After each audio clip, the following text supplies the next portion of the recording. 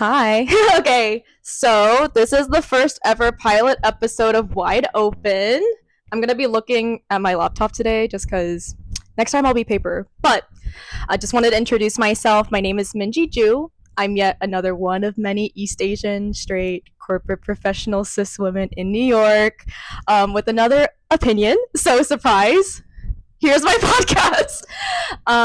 So I kind of wanted to go through like the core purpose. So I just wanted to make this podcast because nowadays people tend to simply add or lean into the echo chamber of digital and social media to let others think for themselves on autopilot and less for themselves. So it's become somewhat of a dictatorship to the navigation of our own thoughts, feelings, has become a major influence to our sense of personal identity. And so I would say the majority of people don't share what they're really and truly thinking about something because they don't want to get castrated, flamed for their true thoughts or opinions. They kind of package up their thoughts in a filtered way, nice bow ribbon, and kind of either do that or completely hyperbolize and like raw dog it to the internet, and then they just get like sent to a digital like death sentence. So it's kind of extreme, and that's like oversimplifying a bit. And so the beast of digital media has made us more like hesitant and fretful to share what we're really thinking. So this fear, no matter how big or small, has really shifted people to become more like mind zombies and to adopt whatever is like most memorable, like has a punchy headline or is just like really easy to subscribe to just because it's easy. It's another reason why people love to follow huge influencers, and I'm not naming any names, but whether they're like morally sound or not. So it's pretty unfortunate. And it's because original strong opinion is like so scarce and feels like so provocative these days, and it just makes you feel like more in the loop and more culturally in the know. So but the reality is we all have individual POV, super unique minds, and we all have these opinions. It's just we're a little bit more afraid to do so, or maybe too not afraid. So this podcast is called Wide Open because podcast will be inspired by real conversations that happen behind closed doors. Mine is open. So I humbly want to encourage all of you guys, I'm looking at my notes here, to encourage you to kick that door wide fucking open and share your original POVs and be unapologetic about your autonomy, your unique mind, by having unfiltered and super candid conversations, also boldly. That was a mouthful, since it's the pilot episode. So I just kind of want to go over the structure too. So Wide Open is going to consistently going to have like two or small groups of people having a fluid, in-depth conversation about the episode's according topic, and this is to ensure the conversation's intimacy, depth, to further alleviate groupthink and like just for general focus. Each guest will not know, Julia does not know, wait, I haven't introduced you yet, does not know the questions they'll be asked. So it will genuinely be candid. And we're going to be talking about an array of different subjects. So everything from like socio-political issues, sex, Gen Z, dating, mental health, more, honestly, whatever the fuck they want to talk about, and topics that people just tend to get PC about when chatting with their friends or acquaintances at their local bar, restaurant, or like wherever the fuck you are. So let's open our minds, our souls, maybe our legs, lol, because at the end of the day it's just your opinion, but it's also your opinion and you own it. So disclaimer, this is the largest invitation that you still like remain open. It's like not super rigid. Oh, I see a pink butterfly. This podcast is going to be deliberately underproduced, as you can see, and so it's not trying to pretend to be like something or somebody else, and also it's just like hella low budget, so that's the tea. So it's going to be kind of like shitty on purpose because it's just going to be humble, and I'm just another hoe out here with the microphone and a super subjective, super non-professional opinion. So take what you will out of discussion, and it's always going to be up to you if you want to take it for a grain of salt or a big piece of salt. I don't know. I'm also going to come out with episodes literally whenever I feel like it, or if there's even any traction to this. So if depending on the feedback, I'll post more frequently. But other than that, this is just going to be for fun.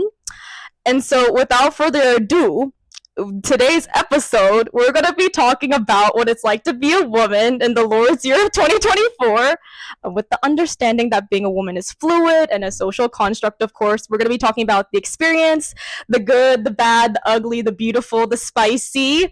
You know what I'm putting down. We have a lot of ground to cover. Sorry, I'm like getting ahead of myself. And we're gonna be talking about a lot of different facets of life, simply as like as I could have simply put it, formulated these questions and categories. So talking about everything as deep as like generational trauma, the rise of the soft girl era, and I also want to preface that we're not generalizing or speaking on behalf of the woman population. This is literally gonna be like a super like zoomed in look on like my life and my guest's life. So sample size of two, we're not speaking on behalf of every woman on the face of the earth. So it's about to get really personal and it's gonna low key, high key exposing ourselves, and forewarning, there might be tears. I don't know. Also, I'm also filming this in my bedroom, so I'm like really exposing myself here. So finally, introducing me as my first guest, my lovely ride or die fellow Korean close friend roommate, Julia. Julia, do you want to say hi, introduce yourself a little bit before we get into it? Sure. Hello, my name is Julia. I am Minji's roommate and now very close friend. Super excited to be joining in on this creative project. She was literally like, I'm gonna film a podcast, and she like created the whole like narrative behind it and like was so like locked in creating this, and so I'm like super proud of her for actually like going through with this. Yeah, and I'm very honored and excited to be the first guest, and I hope I have some interesting things to say. Yes, because I am also a super uniquely East Asian straight woman working in corporate.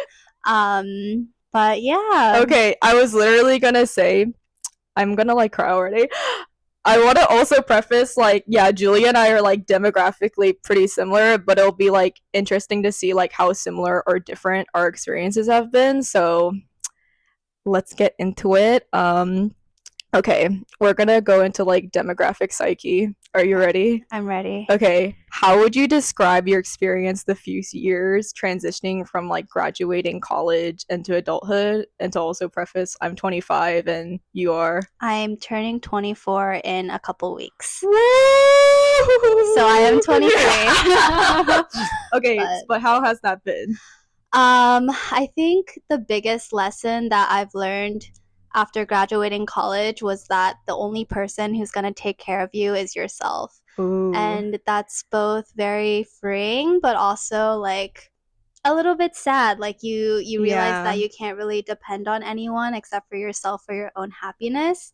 But just learning what works for you, learning what doesn't serve you, I think has been probably the biggest transition, because when you're in college, like people tell you what to do. More guidance. There's more guidance, and you're also more likely to follow what your group of friends might think or your classmates might think. But I mean, you and me both, we like moved to big cities after we graduated, and we were kind of like alone in the world, and like having to navigate like the big wide world for yourself is definitely a challenge. Yeah. So what do you think you've like left behind? What I've left behind, definitely like taking other people's opinions as my own and learning to distinguish the outside voices from my inner voice, I think. And I'm still learning how to do that. What's like an example? Oh gosh. Okay. So I think in college I was pretty lost in terms of like who I wanted to be and what was important to me. And so because of that, I tended to take on the opinions of the group of girls who I was friends with at that time. And there was like a lot of partying involved, a lot of like opinions about how to date, who to date. And I felt so detached from who I was. Because I don't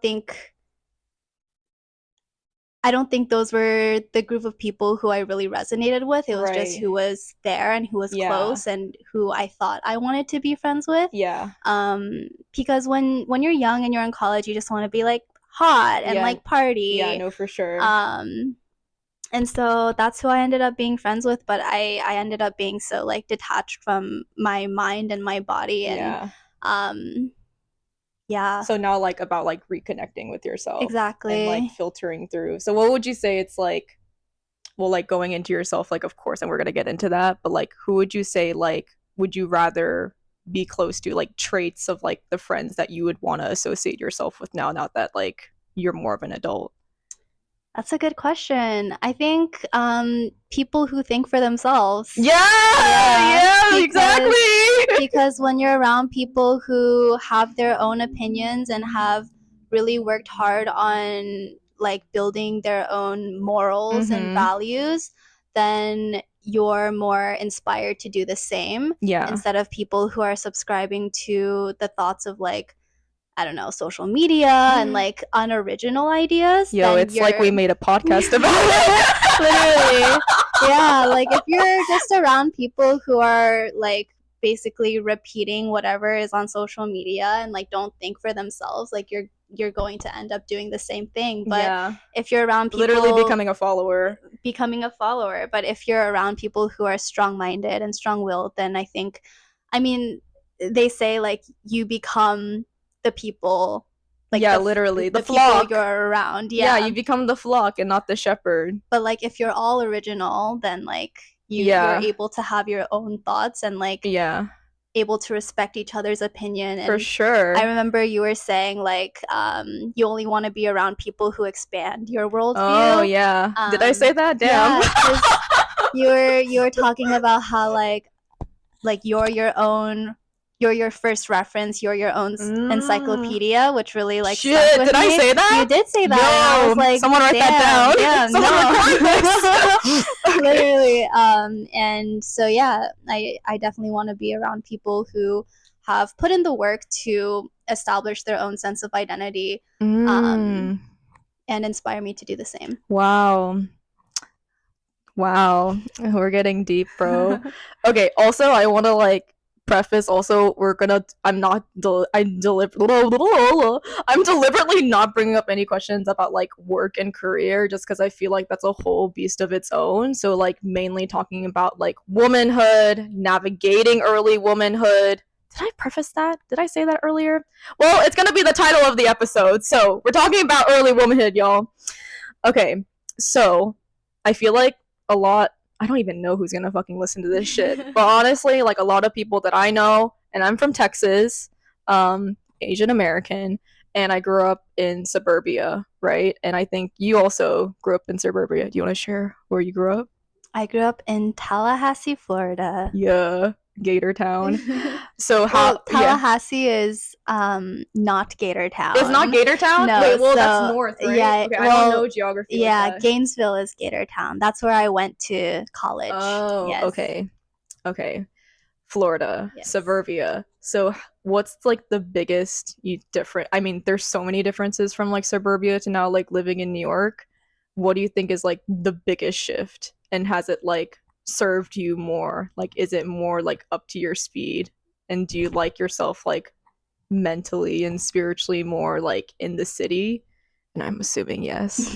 But like how has that been? Yeah, the biggest difference is that the ceiling is higher. The world is bigger. Oh, There's yeah. just more opportunity. And also growing up in northern Florida, which is basically like the deep south, my high school had a Confederate flag problem. I bring that up every time like So someone does asks Texas. me like what was it like growing up in Florida, Yeah. and that's what it was like. And so I think being in a town where so many like the majority of the population was white, and had a specific way of thinking, whether that be Mm-hmm. like political identity or Yeah. things surrounding that. Yeah. Um, but a thought that I had when I was in an Uber home in New York, and we were like passing the Brooklyn Bridge, and like there were all the Yeah. buildings and it was so beautiful. Uh-huh. And I think that moment I was like, wow, I really love New York because Yeah. it's so big and I don't feel like I'm different from Mm-hmm. the population. I'm just like a piece of it, and I'm a For small sure. piece of it. Yeah. And it's very grounding, but it's also very expansive because it's like Yeah. there's so much opportunity there. For sure. Yeah, and there's like so much like liberation and freedom to play, right? Yeah, Exactly. than like suburbia. Because it's like you're not anything, but you're Yeah, also like a part of something that's so much greater. for sure. Wow. I knew Julia was gonna fucking slay at this shit, bro. Okay, so I wanna know, and this is gonna be the last. I'm like really exposing my strategy and like structure here.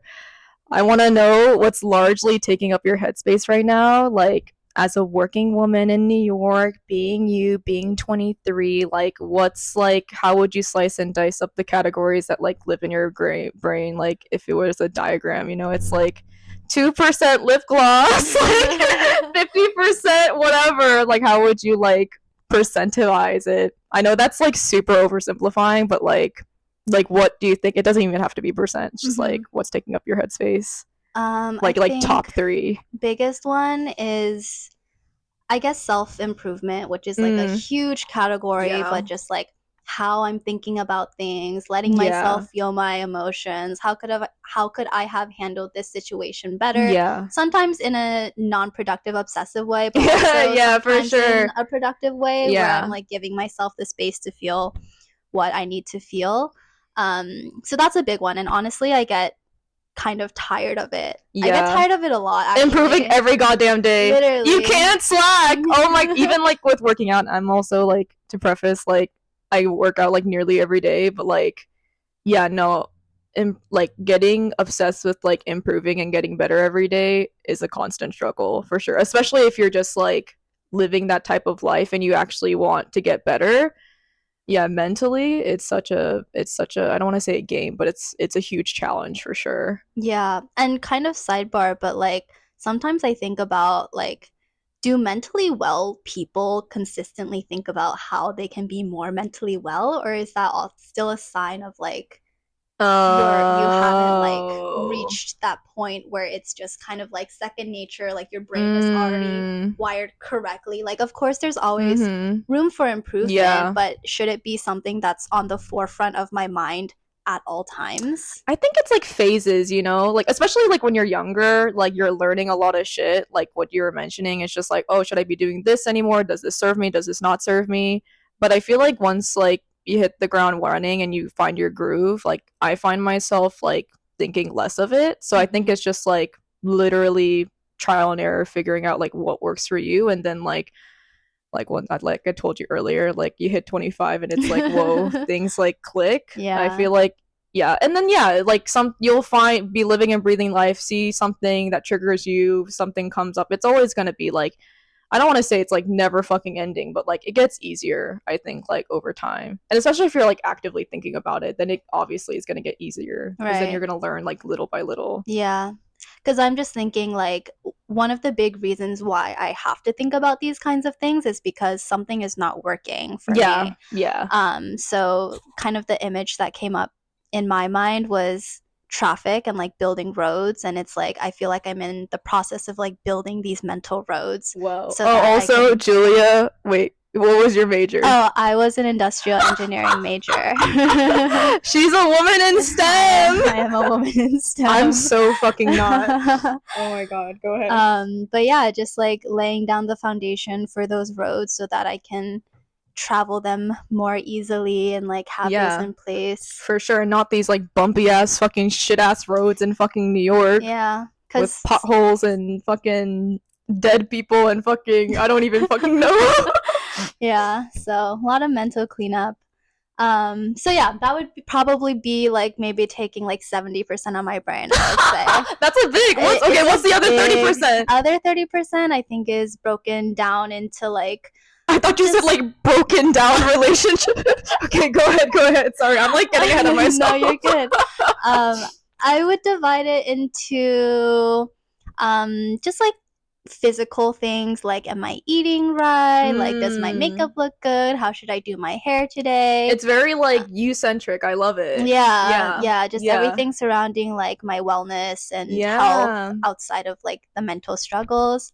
And then I think about my future maybe like That's hard. 10-15% of the time. Wow. Um, just how I want to live my life, like who I'm becoming, like Mm-hmm. what I'm aligning to. I Yeah. think that still falls under like the mental wellness and like Yeah, improvement for sure. category, but I think it's a little different because it's more like future centric instead of, Yeah. Like what kind of life you want to be building, for yeah, sure. Yeah, it's all intertwined. yeah. Okay. Moving along. Relational Mm. relationships.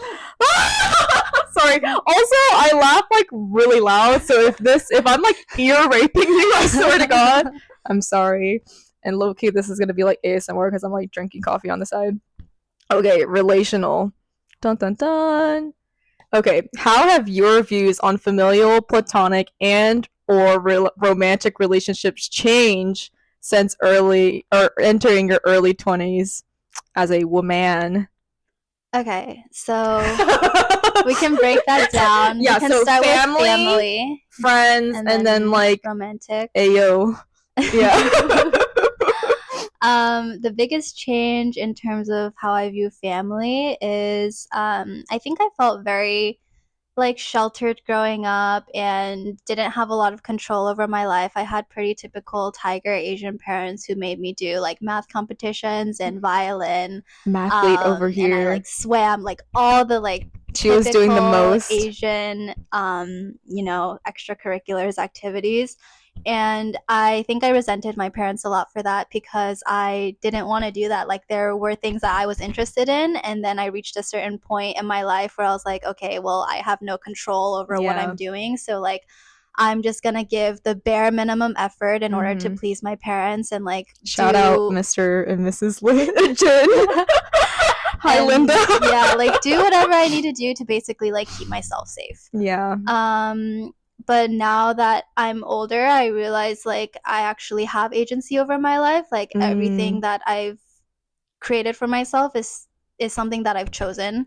And I'm still like learning how to yeah. like break out of that mindset and like break out of trying to constantly like impress my parents who don't really even like, not that they don't give a shit, but it's like I'm not under their control anymore. Slay. But like mentally, they still kind of have that Yeah, like they hold rule on over. me. Yeah, it's trauma. Yeah. Deep rooted trauma for sure. So I think I had a lot of resentment. I've definitely like still even like earlier this year, I was like crying on Yeah. the subway because I was like I'm Yeah, I so remember mad at that. my parents. Yeah. And it's just like very like deeply repressed trauma, I guess. Yeah. But um yeah, just like understanding that I'm my own person now and like they'll still be there for me to support me, For maybe sure. not in the ways that I feel like I need them to, but in the ways Yeah. that they can. And I think Yeah. that's how all Yeah. relationships kind of are. Right. Briefly, how would you describe your relationship with them now? Is it better? Is it, non-existent? Like, how would you say? I think it's better. I've found more like mental peace surrounding my family. But I mean, we're not like super close. I don't think they Yeah, really know me, and I don't think for they sure. try to get to know me That's on a so level real. that like Yeah. I would like to be seen. But you know, like it is what it No, is. literally. I was like, also sidebar. Like, it's just so crazy how, like, like, generally speaking, like, when we think of, like, a home and a family, it's all very, like, connective, collective, loving, all under one roof. Everyone's happy. But, like, can I say House of Dragons? Ayo. HBO. It's crazy how like a huge family could live under one castle and like everyone is divided and literally murdering each other's kids. Like, oh, spoiler alert, sorry. Um so I mean, yeah, I feel like that's more of the norm and like the whole like home fantasy idea is like very idealistic. So I mean, yeah, that shit's so real. But also, like, it's funny because as I grow older, I also see the ways that I'm similar to my parents. Yeah. And 1000%. like my brother, and like I also kind of see the ways that like I'm trying to break some of the generational trauma, curses, cycles, whatever that Yeah. um, they weren't able to. And I feel very lucky to have that opportunity. No, for sure. Like, yeah, that's so real. Like, I'm still thinking about the pink butterfly that I saw outside. I see the window right here. That was crazy. I've never seen that before. But also I'm not wearing my glasses at the moment, and I'm kind of like partially blind, so it could have possibly not been pink. But I'm not colorblind, so I don't know. I'm sure it was pink. But what was I saying? I don't even remember what I was gonna say. Oh wait, now I remember. So I know like when my self concept is better when I am thinking of my parents and I think about like the positive traits that I actually like about them. And I know my self concept is not doing so hot when I'm thinking more of like shit about my parents. So it's like, oh, I love the way that my parents laugh and smile as I'm ear raping you as I laugh in this podcast right now. Or maybe I'm like, I hate how impatient my dad is, but like, it just depends. It's like a good temperature check from what I've noticed. Okay, done with family. Friends. You touched a little bit on this, but like, yeah. Oh yeah, we did touch a little bit on this, but like, you're new to the city. I know you're trying to make like new friends. What would be like the ideal friend? The ideal friend. What would y'all do? What's the vibes? Yeah. Honestly, I'm not too sure because sometimes you think you know what you want and then you actually don't. For sure. But I think just someone who like matches my energy and also is like able to expand. Someone that's gonna match your freak. Yeah, someone who matches my freak platonically. Yeah, and like is inspiring, intelligent. I'm just describing you at this moment. No, yeah, I feel very lucky to have met you. Oh my god, stop. Yeah. Okay, keep going. Not about me, about the friend. Yeah. Just had to shout out Minji there, but yeah, I think just someone who lets me be who I am without judgment. But friendships are tricky because like as a woman you feel very deeply and you feel connected to other women, so it's like if you like have flaws that you see in yourself that you haven't resolved yet, then you're gonna project them onto other people. Yeah, like you over-identify. You over-identify, and I think it's like two sides of the same coin. Like this closer you get to someone, the more they'll get on your nerves. Or like, for the sure. more you love someone, like the more you can hate them. Yeah, like family. Yeah. Hashtag family. Hashtag traveling with your friends. Yeah, and then you just don't want to be fucking friends with them after you go on a weekend trip to Miami because shit gets messy. And then you like see how they make decisions. Like I'm kind of skipping over here. The most intimate thing I think you could do with like a romantic partner is like go grocery shopping, because then you get to fucking see like what aisles they like to lurk around in, how they like, do they like domestic buys, do they like made in USA, do they like gluten-free, do they like more protein. Like it's crazy how like involved you get in their lives the more like you know them, and like conflict of course because that's inevitable, but yeah, it really is the little things.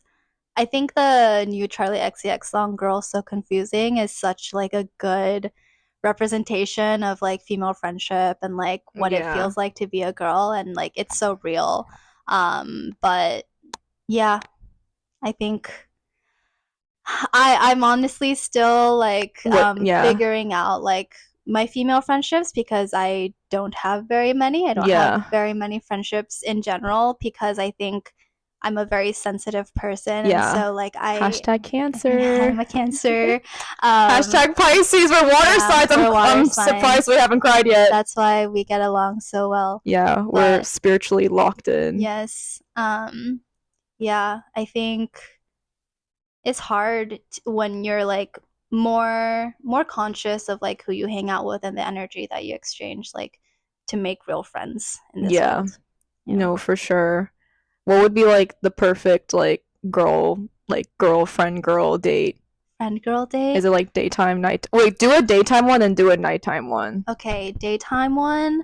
Like what day of the week is it? Maybe like a Saturday. Saturday. Yeah. Okay. Because Sundays are for lovers. What? Is that a saying? No, I just feel like Sunday is like a romantic day. Like you have sex in the morning type shit? Yeah. Okay. And you're just like chilling all day. Sex. But yeah.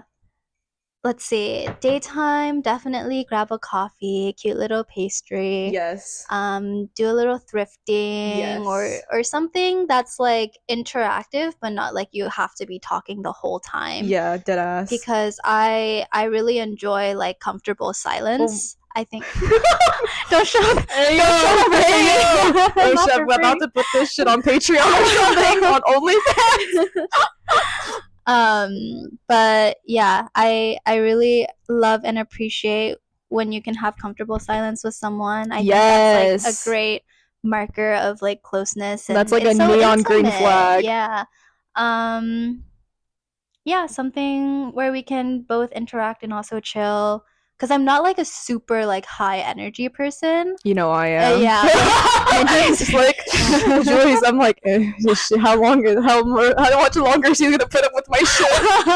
I sent her a TikTok the other day because I'm like such a fucking morning person. I like praise God, and then I turn on like Charlie XCX on full blast. A coffee and a pre-workout in, and Julia's like now getting up. I'm like, it's 7 in the morning. So like I sent her this TikTok of like this married couple, and like the wife is not a morning person, but the husband just like wakes up fucking buzzing like and doing just, the like, Macarena like as soon as he gets out of bed in sunglasses, like breakdancing. That's so me. Oh my god. Yeah, very high energy. But yeah, you're not so like. No, I wouldn't say you're low energy, but it's like you're not fucking cracked. Minji's a little extra. Yeah, a little cracked. I'm a little extra something something. No, but that's what gives you your sauce. The sauce. Okay, and then nighttime. Okay, I do love to party. I do love a little party. Yes, to preface, Julia is a cusp baby, so she's like right at the cusp of like. So for the hoes that don't know astrology, a cusp baby is like when you're at the end of a certain astrological season and you're like almost entering the other one. So Julia's very close to Gemini season. Mm-hmm. So she's sensitive and she's crazy. Accurate, yes. In a good way. I was a former rave girly. I wouldn't say that I've fully retired, but I think it definitely takes like the right headspace and people, and like everything has to align in order for me to enjoy a rave or like intense house music. So let's see. I don't know at this point. Okay, if I had like an ideal friend, it would be like in the daytime it's like chill and like we're just doing like girly things and like and this is like one-on-one is what we're imagining. One-on-one. Yeah, but then at night like we go feral, you know? Yeah, like, go feral. Like, should we do more a little group? key? Should we do a little line? Like that kind of shit, you know? Hey, yo. Also, I'm like Homer Simpsoning back into the bed. This is underproduced, like I said, but oh shit. Yeah, like, she be manifesting the free shit. Just someone who's like who can do both. Yeah, someone who has range. That's such a sophisticated. Ayo. Damn, because I'm not a big partaker of fun things. Of party favors. Yeah, party favors. But yeah, I mean, I don't think it's like super realistic to find someone who has everything. Like I think it's totally fair and normal and healthy to like have different people provide different types of, you know, relationships or like experiences. But yeah, I guess I would just like want me like in another form. Bro, literally. Like honestly, twin. literally. Yeah. Yeah, I mean, fair. Okay. Romantic. Romantic. No comment. Are you dating? I am not actively dating. But I mean, I'm on the lookout, I guess. Keeping an eye out for sooner. What do you want in the long run? Are you a casual girly? Do you want a husband? No, I want a husband for sure. I just Where's my baby like, daddy? I don't need multiple people. Like I just want someone who's like gonna be there with me through it all. Yeah. Roster's not a fucking flex, y'all. Men and women or whatever you identify as, a roster's not a. Also, like, I can't even get my own sister to have dinner with me, bro. Like, send a Google Calendar link. I don't know if she's gonna accept it. Like, how do you have a fucking roster? And also, like, I feel like you and I, like, Julia and I have, like, similar schedules, like, going into office and whatever. But, like, on the weekend, like, there has to be a day where it's, like, just me. And, like, maybe one out of Sunday or Saturday that I maybe hang out with someone. Like, it's too much fucking energy. Right. And if you're, like, interacting with that many people, it has to be all, like, surface level relationships or just, like, you know, friends with benefits type of thing. Yeah.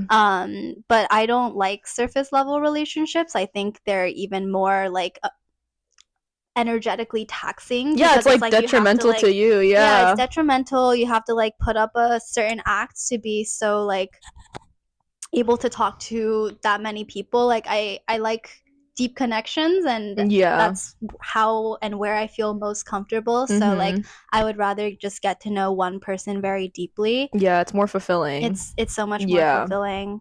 Wow. Yeah. Okay. How would you define your sexuality in your own words, and are you comfortable with it? I think I'm pretty comfortable with my sexuality. I think I would, like, identify as straight, but I mean, sexuality is a spectrum. I don't think I would say, like, I will never ever, like, find a girl attractive or, you know, whatever. Have you kissed a girl? Huh? Have you ever kissed a girl? Not like sexually, just like my friends. Yeah, I kissed like Julia on New Year's. Oh, like, yeah. But like, we're chicks, so hey, that's not fucking weird, bro. That's like saying I love you to your bro, you know? We're chicks. Yeah, it's more comfortable. Women, sexual, I don't know why I said it's so loud. Women, yeah, with women it's more, I feel like it's even, like, everything's fluid, but like for women we're so much more comfortable being intimate or like more emotionally like locked in. So like touching and all this skinship stuff is definitely more like comfortable. So it's like pretty easy to fucking get confused, especially like without progressive things are getting. And not to say that it's a bad thing, but I feel like being like our age, you're kind of like almost like super obligated to question it. Like, am I bi? And I kind of want to be bi to be like hot, or like, you know, but I'm straight as a fucking ruler. I'm vanilla. I have no shame in that. I feel like I used to have shame in it and I thought I liked girls, but and I think it's more just like, and Julia and I have talked about this, it's like, do you want to fuck them or do you want to be them? Let that sink in. So yeah, I'm straight. I like men. I don't know what I want. Penis. Penis. Oh my god. In 7th grade, like in science class, when this is so off, like on topic, off topic. Like we were learning about like the like genitalia, right? And I was like so shy in middle school, and of course like it was like a science seating, and I was sitting next to this guy named Isaiah, and he was like on the basketball team. He was like super outgoing, and like I think her name was like Miss Fry. But Miss Fry was like, all right, everyone, we're getting into this course. You know what it is. You know what the name of the chapter is. So we're going to get it out of the way, okay? Everyone in unison say penis 3 times. And Isaiah was like, penis, penis, penis, penis, penis. Like, I was like, what the fuck? And I'm going there like, penis, penis. And Isaiah's like, Minji, shut up! Say it louder! And I was like, fine, penis! And I swear there was like a awkward silence or something, and then like vagina, whatever. But yes, unfortunately I do like that D. Okay, we're moving on. Last relational question. What was your young sexual awakening? Like cartoon character? An apple in the grocery store? Very specific. But I don't think it's unique because I've actually heard other people talk about this as their specific it's whatever it is, awakening too. But it's that scene in Aladdin where Jasmine is in the hourglass and she's like in you the told chains me this. and like in the red outfit. Seducing like, Jafar. Yeah. I was like, whoa. That's got me feeling some type of way. Jasmine? Yeah. So like you want to embody Jasmine, or is it that you were attracted just, hey, you want to fuck them or you want to be them? Which one is I don't it? know, something about this scene just like, Oh yeah, my god. yeah. I don't know if it was a sexual awakening, but my first crush was like Ash Ketchum from Pokemon. Something about him and the balls, you know? Catching them all. Yeah. Just like being immortal. What, he was like 13. I feel like after, like, I think the age in the Pokemon world where you can like actually start like catching Pokemon is like 13. Mm-hmm. Like that's the minimum age. Yeah. I don't know. He's a grinder. Yeah, hey, congrats on me. Hey, yo. But yeah, that, and then I don't know. Yeah, that would be my first one. Yeah. A lot of guys say like they really liked Raven from Teen Titans. Oh yeah, she was hot. Yeah, my past boyfriend has said that for sure. Hey yo, shout out. I will shout you out later in a future episode because you're very important to me. But okay, next one, we got like 3 like shorter sections, Okay. and then the closing. Okay. Digital media and self-image category. How do you think social and digital media has impacted the way you see your own beauty? So especially both being like us being Asian American, how would you feel about like yourself like growing up and now, and how like media has influenced you, whether that's like social, TV, movies, whatever? And like, do you think, like, I guess like a second part would be like, do you think the pressure is like alleviated? Because like we both grew up in like predominantly like pretty white suburban neighborhoods. Wow, that's a loaded big question. But I'll just start talking. I think growing up Asian American, you see both the American beauty standard and the Asian beauty standard. double stacked. And the Korean beauty standard is freaking insane. Like, there's a reason why we're fucking cracked at everything. TV, music, Korean fucking corn dogs being delicious. Like, we're fucking crazy. Like, we're perfectionists. Yeah. Like, to the max. Yeah. It's absolutely insane. And like, at least in America, like, it's okay to wear like heavier makeup and like be more like dolled up and like, but in Korea it's like you have to be like naturally beautiful. No, and for then there's sure. like so much plastic surgery and like everyone has everything done. Yes. Like, random statistic, 80% of women either have or have deeply considered plastic surgery in Korea. And I think that was like 2020 or 2017. Google that shit, okay? Yeah. But it's true. It like, is, even, and, yeah, like a graduation present, my mom was like, do you want to get double eyelid surgery? And I go, fuck no. Like, that sounds so scary. I got double eyelid surgery. Yeah. Yeah. Oh my god. Can you tell? No, it's so natural. It is natural, but like, there are definitely moments where I regret it because really? Yeah, I mean, well, like, no, it looks so good. I couldn't even tell, honestly. Thank you.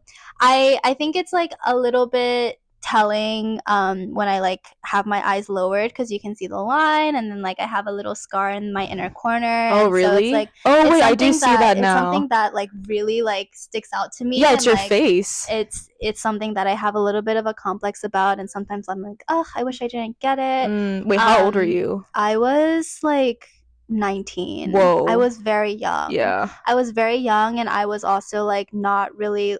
I was like, I want to get it like as small as possible. So you wanted to do it? I wanted to do it. But I just wish that I had waited a little bit until maybe I was like this age. Yeah. But I mean, it is what it is, and I like it. No, it looks good. I like my face. Also, I feel like Western people, like American people, would not fucking tell, but like Korean people would be like, yeah, everyone, like literally everyone has eyelid surgery, so it's just like, yeah, it's like that's getting something. braces. Yeah, it's literally that's such a perfect way to put it. Yeah.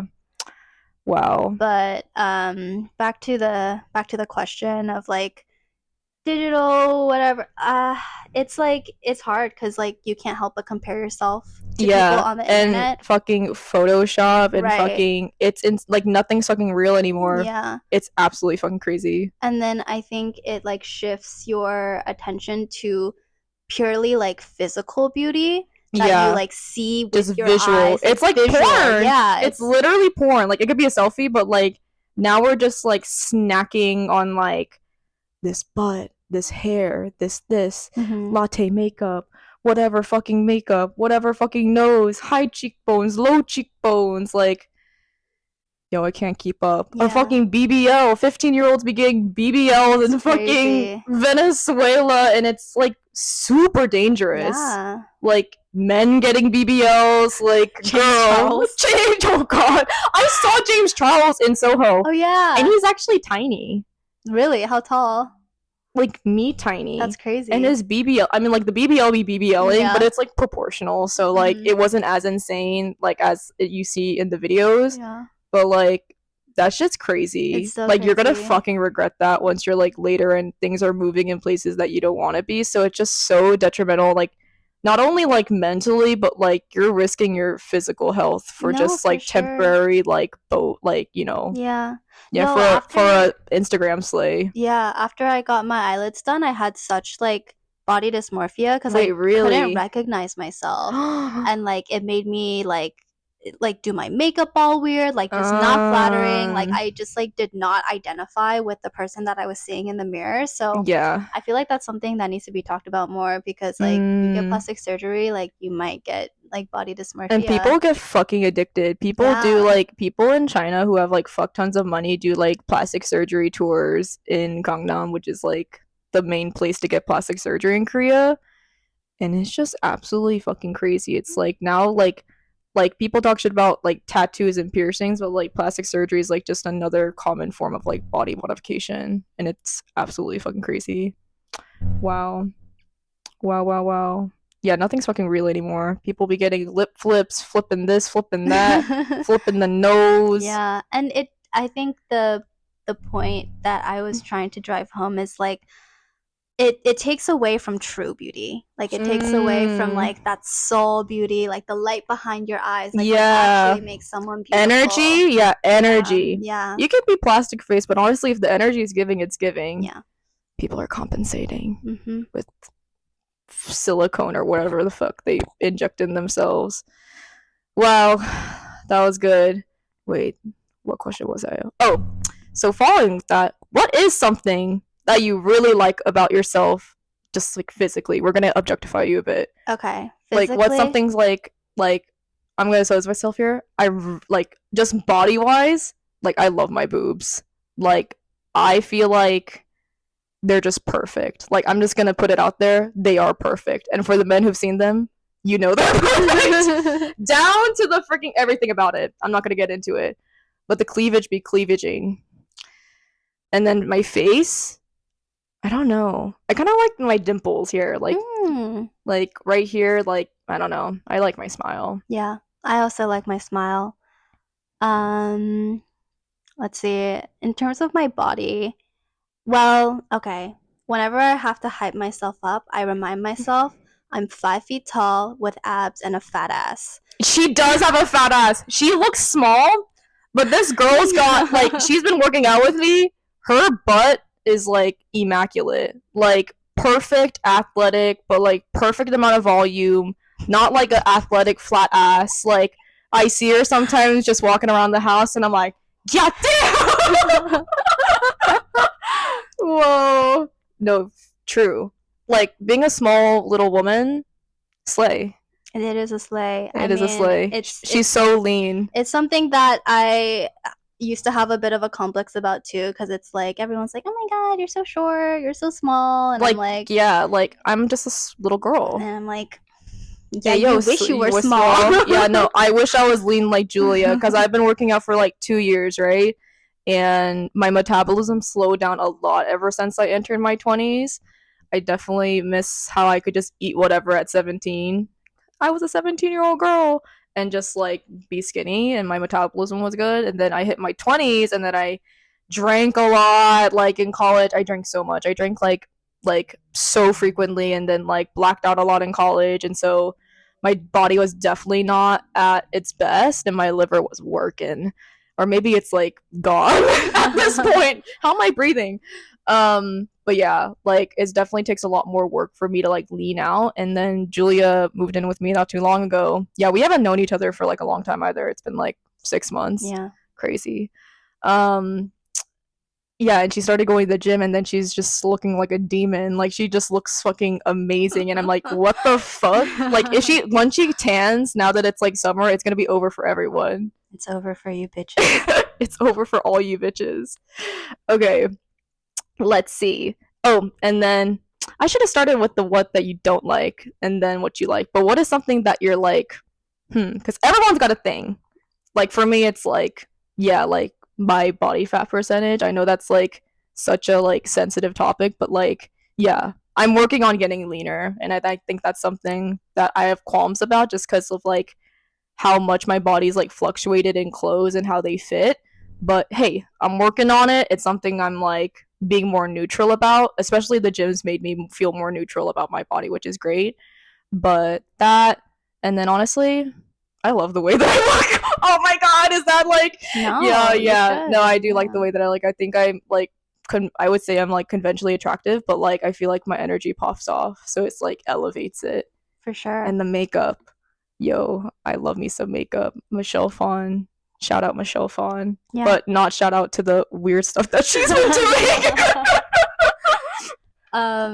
Yeah, so as for me, I I mean I mentioned like I regret getting eyelid surgery sometimes because of Mm-hmm. like the scars that it left. But I think I also generally like the way that I look, and I think my Yeah, self-concept has just become so much better like in terms of my physical body. But it really depends on the mood that I'm in, because yeah, when I for was like sure. super depressed in college, like I felt like I didn't even look like a person. Like I What? felt Like an so like, alien? yeah, I felt like an alien. Like I felt A so cute alien? disconnected from myself, and like all I could see were my flaws, and like I was like convinced that Damn. like my skin was horrible, that I was like ugly, that I looked weird. Yeah, college was shit for me too, Yeah. honestly. People are like, oh my god, I wish I could relive my senior year. I'm like, fuck no. Hell I'm so no. fucking glad I'm out of college. Hell Jesus no. Christ. Fuck Yeah. no. If there was one thing I could change, I think I wish my hair was just like more like easier to work with. Yeah. And I also wish it was longer because I cut it very short. No, I'm waiting for my hair to be like past my titties so I can look like a mermaid and like Mhm. dye it and Mhm. like it's gonna give everything that it needs to give and then it's gonna be over for you bitches. Okay. All right. Two more sections and then two closing questions. Okay. Wait, I Wait. really have to pee. Is Okay, it? but let me Can you skip through. tell Let me me? skip through. Okay, we need to finish this. Okay. Okay, let me skip. Blah blah blah. Okay, okay. I'm trying to think. Okay, no, it's gonna be quick. Can you Okay. hold it? Yeah. Yeah. LOL. Okay, we'll just like speed through Yeah. it. Okay, Sure. self acceptance. Okay, I Okay. know that's loaded, but That's a like big it's a one. little bit loaded. Yeah. But okay, I also want to slightly add the immigrant parent experience to this conversation since it applies to us. So immigrant households, and you've mentioned this a little bit, like holds like a lot of like restrictions and like aspects in life and like invalidates like your experience in ways like growing up. So what have been the bigger things that you needed to unlearn specifically in that context as an adult that was like a major part of like your self development? I know Oh, this is not a like good bathroom. everything. Like I Yeah, had to yeah, unlearn so many things. I think one big thing that I still am working on is that like your physical achievements, or like your, I don't know, like what job you get, what college you get into, like Mm-mm-mm. that kind of thing like does not determine your worth. Yeah, And I think that ties a lot to intelligence, because that was like a very important thing for my parents, was like being smart. yeah, And so like I struggled a lot with that, and like I know that, I am like intelligent, but it's still something that I have such a complex over, and like mm. if I'm not able to prove that out like in the world, whether it be like what I achieve, or like how I talk, or just everything, I think ties back to intelligence for me. So like Well, yeah. I mean, you're super articulate, obviously. and like there will be moments where like I'm speaking up during a meeting, and like I slip over my words. I'm like, oh my god, everyone thinks I'm stupid, and like I Really, I can't like do honestly anything. lean into being stupid because I'm just like I think I call myself kind of like a dumbass frequently. I know I'm not, but it's like in school I was so mentally ill and like unable to like learn at full capacity. So now like I almost wish I can like go back to school so I can like prove to myself that I can get a better score at the SATs. So I think Julia and I are different in that way because you like actually excelled and was like grinding but like going through it, but I was going through it and like not able to absorb the knowledge. So that's why sometimes like I have dumb moments and Julia's like, this is the meaning of this word, and I'm like, thank you. But yeah, that was a like tying self-worth to like I don't know, Yeah. like those kinds of things. And then also just like unlearning that, people have control over you, like taking Yeah. back your power. For sure. Okay. Knowing that you have to pee, I'm going to go through these next questions, but that Okay. was really good. Okay. Self soothing. Mm. Okay. And Julia's a big wellness girl, guys, even though she talked about partying and shit and like party You can favors. have both. Yeah, you can have both. You got to get the range. Spot range. What are your coping mechanisms to get through your day to day as a corporate girly? Not even corporate, just like a fucking living, breathing human have to deal with the suffering of life. Like, what's Yeah. your go to? Well, I have unhealthy ones and I have healthy ones. So let's start with the unhealthy ones. I think the biggest one for me is definitely weed. Ayo. And I think it can be done in both unhealthy ways and healthy ways. So it Yeah. really just depends on like how you're approaching it. Yeah. We actually smoked Yesterday, yesterday. yeah, I watched a documentary about the When I- terracotta warriors. Yo, recommend. It was lit. It was and we good. had a Corona. Yeah. It was good. Yeah. I don't usually smoke ever. I don't usually partake, but it's so funny because like when Julia first moved into the apartment with me here, we were hedonistic. Yeah. We were smoking. This was a fucking crack house. Like it was a smoke house. And then we were drinking every day. It was insane. And then I'm like, I need to calm down. And now I only partake when I'm like really feeling it. And also I just haven't been drinking in general. I know I had a Corona yesterday, but like yeah, I've definitely been drinking less. Recently I've been drinking a little bit more, but I also don't drink that much, I would say. yeah, no, not as we Yeah. both just like working out wise, alcohol is like the worst, and also just like being able to operate at 100% like as being just like working and shit, like going to work hungover, like I literally can't afford that. Yeah. I'm about to piss like right now. Okay, Can just we go, take a just go, break? Yeah. just go. Okay. Wait, here. Should I sing a song? Or we could edit this part out. Yeah.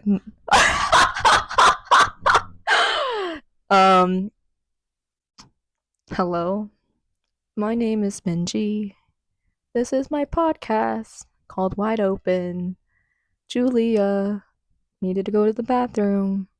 So here I am singing the song. Hey, that wasn't that bad. But yeah, thank you to whoever is on the other side listening to this podcast. It means so much to me. I know this first episode, I knew it was going to be chaotic, but I didn't think there was going to be a bathroom break involved. But we will continue nonetheless. And I hope you've been enjoying the episode so far. I hope my big burst of laughter has not been, too much of a ear, fuss. But here we are. And thank you so much for listening. I really, really, really, really appreciate it. And it's super flattering if you're like listening all the way through, And yeah, just putting my voice out here and just talking about deep stuff. And usually Julia's a quick peer. I also don't waste too much time in the bathroom either. Like I'm like in and out, like no time.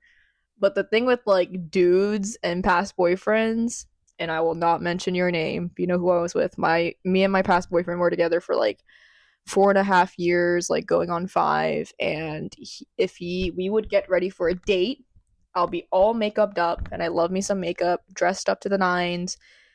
And right before we had to head out for dinner reservation, he'd be like, "I need to go poop," and that meant that he would be gone for 45 minutes, at the very least 30 minutes, scrolling on Reddit, scrolling on God knows what, and I'm just gonna be there just like marinating in the outfit until he arrives. So And I think I hear Julia around the corner. This is so real. Hello. Oh my god. Okay. I'm back. I'm sorry. Okay. Oh my god, no, not at all. I was like singing a song Okay, and then awesome. whatever. Okay. So we're let's see. talking about coping mechanisms. Yeah, that's right. So Yeah, peeing, so- knowing your needs, like knowing your needs when you have to go. Hey, that's topical. Yeah, gotta listen to your body for sure. But yeah, so weed, big coping mechanism, but I also think of it as kind of like a supplement to my day, or like a supplement to my mental state. Like we were talking about like the roads, and like weed definitely helps like open up different types of neural networks. So taking the highway. LOL. Wait, talk about like, or Julia recently bought something at the park, and it's in a horsey holographic. There's like what the Lion King characters on there. Hakuna Matata. Wait, the warthog. I forget. Yeah, what whatever his name is. Yeah. But it's in this like crazy ass packaging. Yeah, so I don't know if any of you guys have ever like bought weed from like I don't even know like what kind of people sell these things. That sounds super reliable. Feels very super credible. sketchy, but basically I bought some magic mushrooms from Prospect Park, and it came in like a weed bag, you know, like the Ziploc, like the smell locking ones. And I think mushrooms have definitely also opened up a lot of neural pathways for me. It's very like ancient. Like it's yeah. crazy how like it literally came straight from the earth, and it's like a resource, like a natural resource, and now it has this like crazy like hippy dippy like weird culture, and we've talked this like a lot, but it's just so insane to me how like basically like gold from the earth is just like in this trashy ass packaging. And it's not used like intentionally a lot of the times, like as the packaging might suggest. Like it's just used for like fun and like, ooh, like let's get saucy or whatever. It could literally lead to like your spiritual fucking awakening and like approach God. It can lead to your spiritual awakening, but it can also lead to like spiritual demise if you're not in the right headspace for it. Like you can Russian roulette. You can get into like psychotic breaks, like psychosis.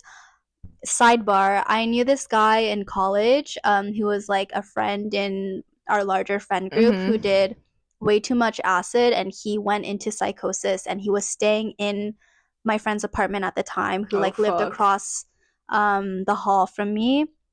And yeah, he was just like, he went crazy, and he had to be like in a mental institution for like several months. Shit. But yeah, he was like so convinced that like he knew everything, like all the secrets of the universe. He kept saying like, we need to go home. He was trying to like convince my friend to like have sex with him, because then they would like reach a higher state of consciousness. Like it was crazy. It was very scary, and I was like way too young to understand like what was going on, so I was just very avoidant about the whole situation. But that shit is scary. Make sure like you're in the right mental space to like actually open your mind up in a productive way, and don't do it to just like on a whim. Yeah, don't do it on a whim. I really don't know anything about drugs, so Julia's been informing me in massive ways. Like I didn't even know what like I don't even know. Yeah, I didn't know what shrooms looked like until me and my friend V did it one time before this like crazy like holographic goggle wearing like piano recital of this like guy who did all the Ghibli movies. And it was so crazy that I didn't know if I was like tripping or if it was just like the show being so trippy. I can't even describe it in words, but it was like things flying in the air and like you're wearing goggles, and like the visuals itself was so trippy that I'm just like, yeah, I couldn't tell the difference. So I think I need to do them again. Yeah, and at the aquarium. Yeah. At the park. Yeah. In nature. Yeah, in nature. That's my biggest recommendation, is to be somewhere you feel safe. And nature is great to like feel grounded, and like there's so much wisdom. Honestly, that's like a healthy coping, like in the right way. Yeah, I wouldn't really call shrooms a coping mechanism as much as it is like a, I want to like supplemental take this experience, like that kind of thing. It's like a little like mental vacation slash retreat slash learning experience. Yeah. But yeah. So back to unhealthy coping mechanisms. I also Yeah, we talk a lot have about a vices. pretty long history with nicotine. Hey, yo. I remember hitting my first jewel in the line of a club. Where's my jewel? When I was like 18, and it's just like been going on since then. Like, I know that it's not good for my body, it's not good for my brain, but it does get me through the day. Like, it gives me something to look forward to. And it's like the time between like your hits, you just like have something to like what are look forward would you to. say are your go-to flavors? Go-to flavors, definitely something with ice. Those do hit. Yeah. Every now and then, like I will pull from like a vape for the bit, but I actually weirdly, even though my dad smoked through like packs of Marlboros a day, like I never like got into nicotine, and I think that's a really amazing thing, knowing like how many of my friends like want to get off it, but and just like being reliant on it, because I had like two other roommates I used to live with in New York, and they would, if they weren't breathing, they were vaping. Like it was insane, and it just like wasn't like the greatest thing to like witness, just like being so dependent on it. But a mint, yeah, and also nicotine, I choke every time. Oh my god, the Elf bars. Wait, is it the Elf bar that makes me The Elf choke? bar, yeah. Yeah, that one's spicy. Like it hits you, it like stabs you in the back of your throat. Like I will never get into that. Those are my favorite. Um, Those are my favorite because first of all, the vape smoke is like kind of like it's more like puffy. It's like a puffy feeling smoke. Oh my god. And also you can take a really long pull. I know that the diamond air bars are very popular, but those like damn, she's a fucking connoisseur over here. Your posture just got better just talking about all of this stuff. Shrooms. Let me talk to you about what I know. Epicenter of the universe. No, okay. If you guys wanna, you guys, as if you have like a huge ass audience. But hey, you never fucking know. You never know. So that's true. Got nothing to lose. If you guys are interested in learning more about shrooms, I recommend that you like actually do research on them. Shrooms are the neural network of the earth. They are what allow the plants to talk to each other, and the plants talk to the animals, and then it's all connected. So it's the fucking satellite. It looks like a satellite. Hey, everything's fucking connected. And aliens are with us. And then when you eat them, you feel that connection to everything else. So yeah, anyway, vape flavors. Yeah, ice. I love anything with ice. Okay. How would you describe ice flavor for those who don't know? Because I did not know. It's like a cooling, it's like when you eat a mint or chew minty gum and then drink water, and it's like that refreshing like icy feeling. It's like you're an ambassador or something. she works there. Yeah, if not my proudest, not my proudest habit, but I do know a thing or two. Anyway, getting off of vapes, healthy coping mechanisms, journaling. Smooth transition.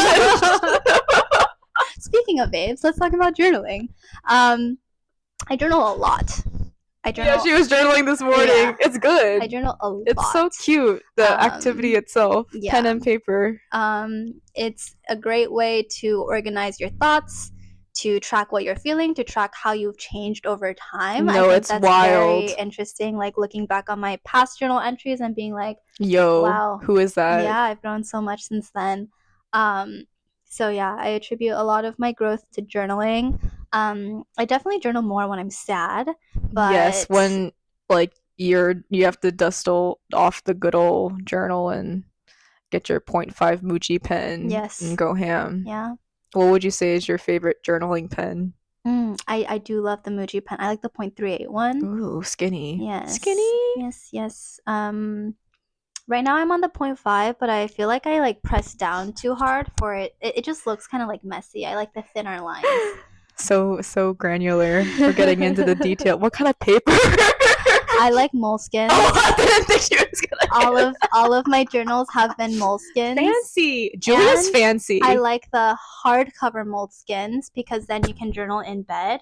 If you have Yeah, like a soft one, yeah, then it's then- like all yeah. flimsy and it doesn't really like Facts. yeah. Composition. So, yeah. Composition. Like composition notebook. I mean, all moleskins are composition instead of spiral bind. Yeah. She's fancy. So yeah, I do love a moleskin. Right now I have a green hardback one. Cute. And I write in it with my 0.5 Muji pen. All the thoughts. Yes, all my thoughts. Okay, what other healthy copanisms or journaling's like the main one? Journaling and yoga. She's a yogi, y'all. I do love yoga. I feel so connected with my body and like through my body, my spirit, God. God.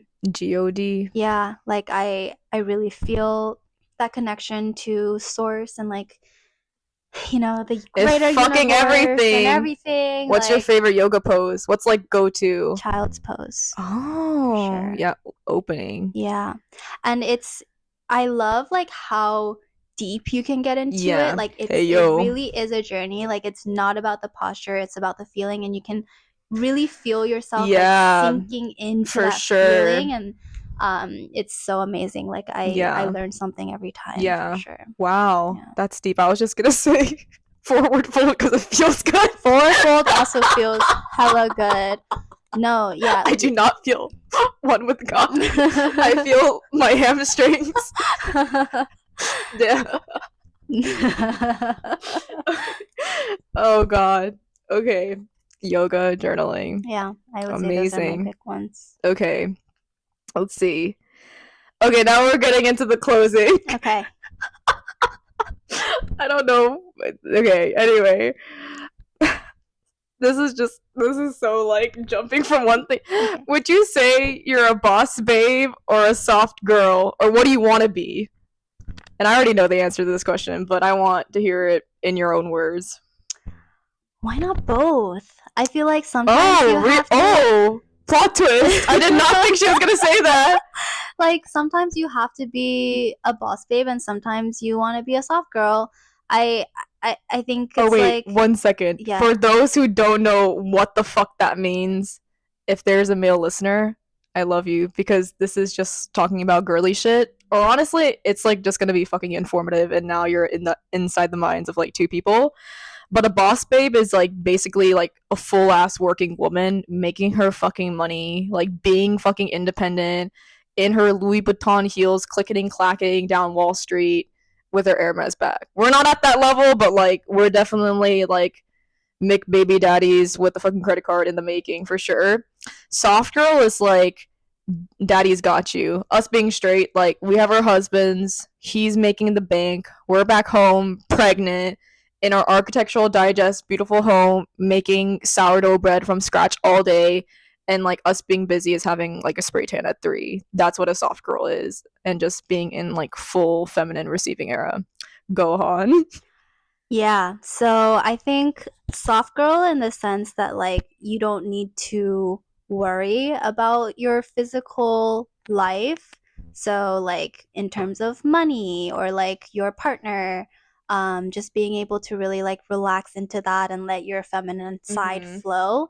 But I also think like being a boss babe in my mind is like going after like your dreams and your goals, and I think maybe for some people like those two are intertwined, because like if you want to be a soft girl, then you have to like go and get it. But I definitely would like to pursue something more creative, and so I think having that foundation of like masculine energy and like having that like structure of like my house and like my money and like my finances, if that was fucking set, wow, and then you can like pursue your like creative, like impregnate me right now. Like, literally, that sounds so nice. So both not to say that you can't be both without a man, but I think having a partner definitely fucking helps in this economy a lot. I would say, damn, now that makes me want to say both, but like my honest answer would be like I'm only boss babying until I become a soft girl cuz like honestly, I feel like Korean women are like both of us and like in general. Or if you ever meet an Asian bitch, an East Asian bitch, they're fucking spicy as fuck. Like they're fucking we're like kind of brutalist, right? Like we will like if you fucking go anywhere in fucking New York, you're gonna find a fucking Korean. And like we have a small declining fucking population because we're not fucking fucking. You know why? Because we're fucking grinding. We're fucking grinding out here. And so like for me, like I've always had like I would say I'm like probably the more higher earning out of like all my friends, even though I didn't do so well in school. But I've been like really fortunate with like the people that I've known and like everything and just like getting the jobs that I have been so random. So it's just like I don't know, God's been on my side with that, with in terms of like me providing for myself financially and have been working since like 16 and like I didn't have to well, I mean, my parents have helped me a lot, but I also helped myself a lot financially. Right now it's not looking so hot, but we're getting there. But, you know, I work a corporate job, like doing the most. I'm not relying really much of anyone in terms of like finances at the moment. It's all me, like everything in this room. I told this to Julia a while ago. Like, um, I moved a lot, like more than 20 times for sure. And like everything that I really own, like I don't have a childhood room to go back to. So everything that I own or have bought is like in this room, which is like crazy to me. It's like comforting, but also like kind of fucking sad to me. So I've been a boss babe since I was little. And the idea of having like a baby that like not that I need it, but we all know we don't need it, but I fucking want to be a soft girl. Like I'm only boss babying until like someone else is gonna baby daddy it for me. So someone impregnate me, someone put a ring on this shit, someone give me good sex, affection, and kisses, cause your girl's single and yeah, I'm really just like outing myself here. But yeah, I want to be a soft girl so bad. But doesn't mean that I'm just gonna be a fucking housewife. Like I don't know. Like that No, sounds you would get nice. bored, Yeah, I'd and you would fucking start a cheat. podcast. Hey yo, am I in my soft girl right now? I don't know. Interesting. We're at the close. Ah, we didn't cry yet, Yeah. No, I think this has been like a but you good. might cry in this one. Okay, we'll see. What is something? Okay, there's a one deep one, and then we're ending off on a silly one. Okay. What is something you'd want to say to your younger self? Oh my god. What's a piece of advice to little Julia? Oh. Oh my god, you see? I knew this would be the waterworks one. Oh my god, she's crying. Oh my god. Oh, stop. Oh no, stop. She's actually. No, I'm gonna cry. Hey yo, we're women. Vulnerable. Oh my god. Okay. Oh wow. Oh no. Oh my god. She needed to pee. All the water. Yeah. Oh no, Julia. Oh my god. This is like actual crying, not like a teardrop. Oh my god. The next one's gonna be really silly. Okay. Okay. To my younger self, you're gonna be okay. I think my that's the biggest God. one. You're gonna be okay. Oh my god, I'm gonna cry. Wow. You're stronger than you think you are, and don't just trust yourself. Wow. Yeah. I'm gonna move to the next question before I start crying. This is so stupid. What are your top 3 girly pop daily essentials? Yeah. Okay. Definitely some kind of lip moisturizer. I love the Laneige Glowy Lip Balm. In what flavor? In what scent? Currently, I'm using the peach one. Yeah, it's so good. Yeah, I like the peach one. But I think I like the berry one better. Oh, like the OG The pink OG one. pink one. Really? Is that like, because I know the grapefruit one has like a peachy tint, so it's like good for the Oh. one that you're using is more peachy. Yeah. Does the berry one also have like a tint? It has a more like pinky tint. Ooh. Yeah. Like more blue toned. Yeah, exactly. Bubblegum pink. Exactly. But you like the flavor more? I like the flavor of the berry one more. You need to try the gummy bear one. Oh yeah, The heard that purple one is good. like, and it's like more plum blue tone. Yeah. So good. It will look good on like your a skin tone. purpley. Because Yeah. Julia and I, Cool tone. one of the first like really girly things we did together is we came in my room because Julia doesn't have much color in her room. She's more of a neutral girly, but she's becoming more of a colorful girly. We went through all my colorful clothes and like try to figure out like what summer, like what palette she was. And I think she's like a winter, but like I don't know, A because bright- you're more cool toned. Yeah. Like she's neutral, but like more cool leaning, and I'm like straight up neutral. And like we went through my makeup too, and we're like, okay, you definitely look good in blue or like cool tone. Yeah, that was fun. Yeah. Okay. Laneige. Yes, I live or like Aquaphor. Like Yeah, I think Aquaphor. Aquaphor is like OG. Like Yeah, just if I need baseline. real moisturization, it's on Aquaphor. an island, stranded. Yeah. Aquaphor. Yeah. Me too. Second girly thing, perfume. Yeah, Yeah, like a little travel. I need What's my your? scent. Oh my god! Yeah. When Julia came to New York, she was like, I was like, what do you want to do? She's like, I want to find. Wait, here, you say it. I want to find my New York fragrance. Nice signature New York My fragrance. signature scent. And honestly, we thought, or she thought she found it because there was the Sephora sale, right? And I'm like a makeup addict, so I have like the Rouge Premium Top membership because I'm fucking crazy. And I also share my Sephora account with my sister, so that's why it's like $1,000 per year at least. I'm fucking crazy. I've been definitely becoming a more mindful consumer. I feel like that could be a whole like episode on its own because like overconsumption is fucking real. But she bought with my discount because you get 20% off, I think, on.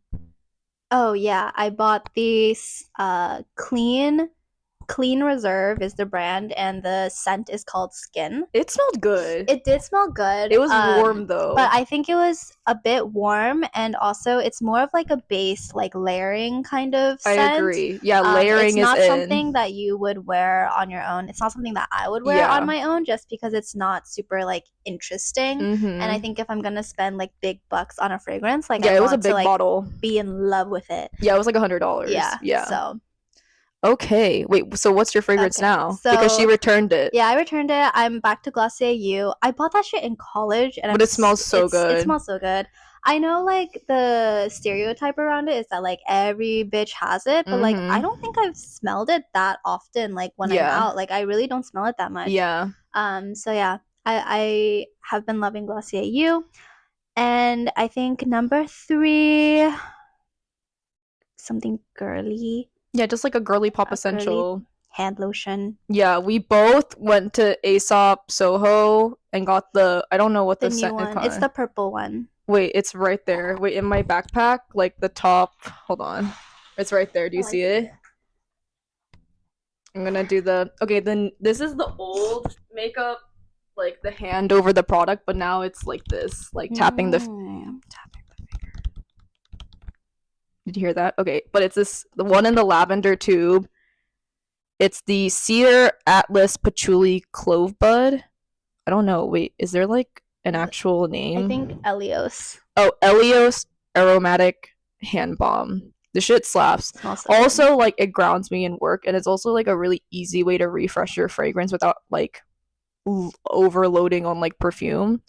My perfume right now, I got it for free at my job, is Mugler Angel. And it smells like honey, actually. It smells like honey on her, yeah. Honestly, when I smelled it in the bottle, I was like, this is kind of mature and super peppery.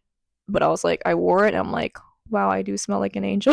It's crazy because it smells like very sweet, but it's not like sickeningly like, because I'm pretty sensitive to smells, but like it's not like a headache sweet. And it doesn't feel too heavy because I've also been opting for like fragrance in terms of like body lotion format or like body mist, especially since it's summer. Like a perfume just feels like heavy to me right now, so like a brighter, lighter scent for sure.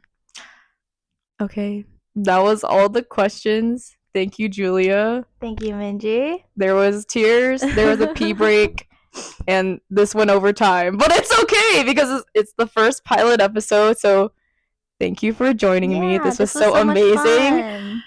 With that said, thank you for tuning into Wide Open. Woo! Yay. And I hope you tune into the next episode, whatever the fuck.